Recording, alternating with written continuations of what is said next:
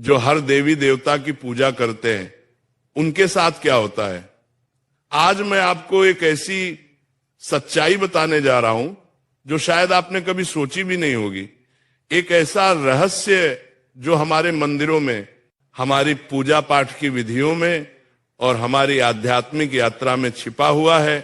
तो चलिए इस यात्रा पर निकलते हैं और समझते हैं कि जो लोग हर देवी देवता की पूजा करते हैं उनके जीवन में वास्तव में क्या घटित होता है।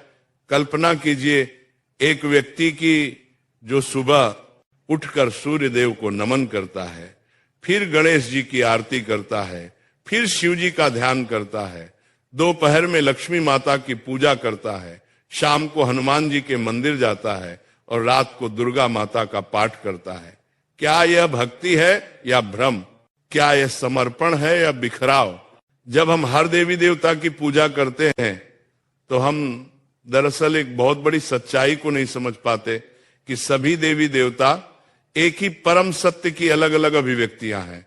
जब एक साधक अलग अलग देवताओं की पूजा करता है तो उसका मन विभिन्न दिशाओं में भटकने लगता है।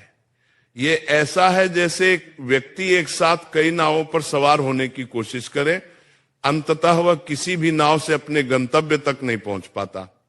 लेकिन इसका मतलब यह बिल्कुल नहीं है कि विभिन्न देवताओं का सम्मान नहीं करना चाहिए। हमें यह समझना होगा कि सभी देवी देवता एक ही परमात्मा के विभिन्न रूप है और हमें अपनी साधना में एक केंद्र बिंदु चुनना होगा। मैं आपको एक कहानी सुनाता हूं। एक सुंदर सी नगरी में श्याम नाम का लड़का रहता था।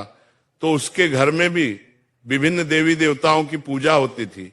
उसकी माताजी लक्ष्मी माता की भक्त थी, पिताजी शिव जी के उपासक थे और घर के अन्य सदस्य अलग अलग देवताओं की आराधना करते थे। लेकिन जब श्याम ने अपने गुरु श्री से इस विषय पर चर्चा की तो उसे एक अद्भुत सत्य का ज्ञान हुआ। उसके गुरुदेव ने समझाया कि जैसे समुद्र में लहरें अलग अलग दिखती हैं लेकिन सभी एक ही पानी से बनी होती हैं, वैसे ही सभी देवी देवता एक ही परम चेतना की अलग अलग लहरें।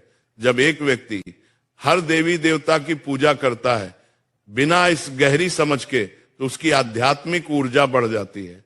ये ऐसा है जैसे सूर्य की किरणों को अलग अलग दिशाओं में फैला दिया जाए। वे प्रकाश तो देंगी लेकिन उनमें वह तीव्रता नहीं होगी जो एक बिंदु पर केंद्रित किरणों में होती है। जब हम एक आवर्धक लेंस से सूर्य की किरणों को एक बिंदु पर केंद्रित करते हैं तो वे आग पैदा कर सकती हैं। ठीक उसी प्रकार जब हम अपनी भक्ति और साधना को एक केंद्र पर एकाग्र करते हैं तभी हम आध्यात्मिक परिवर्तन की उस गहराई को प्राप्त कर सकते हैं जो हमें परमात्मा की अनुभूति करवाती है। लेकिन यहां एक बहुत महत्वपूर्ण बात है जिसे समझना जरूरी है। सभी देवताओं के प्रति सम्मान और श्रद्धा होनी चाहिए, लेकिन साधना के लिए हमें इष्ट देव चुनना होगा।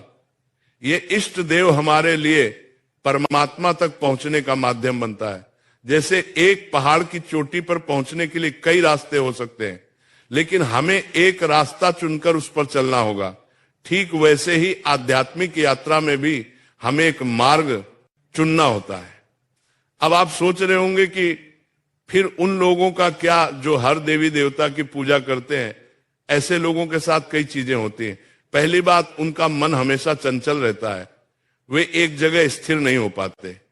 आज वे गणेश जी की भक्ति में लीन होते हैं, कल हनुमान जी की आराधना में, परसों दुर्गा माता के मंत्रों में। इस निरंतर बदलाव से उनकी आध्यात्मिक ऊर्जा कभी एक बिंदु पर केंद्रित नहीं हो पाती। यह ऐसा है जैसे एक किसान हर दिन एक नया बीज बोए लेकिन किसी एक पौधे को बढ़ने का समय ना दे, अंततः उसे कोई फसल नहीं मिलती। दूसरी बात जो है भक्ति की गुणवत्ता। जब हम अपनी भक्ति को कई दिशाओं में बांटते हैं तो हर दिशा में हमारी भक्ति की गहराई कम हो जाती है। मान लीजिए आपके पास प्रेम का एक निश्चित परिमाण है, अगर आप उसे 10 लोगों में बांटते हैं तो हर किसी को केवल दवा हिस्सा मिलता है। लेकिन अगर आप उसी प्रेम को एक व्यक्ति को देते हैं तो उसकी तीव्रता 10 गुना हो जाती है। आध्यात्मिकता में भी यही सिद्धांत लागू होता है।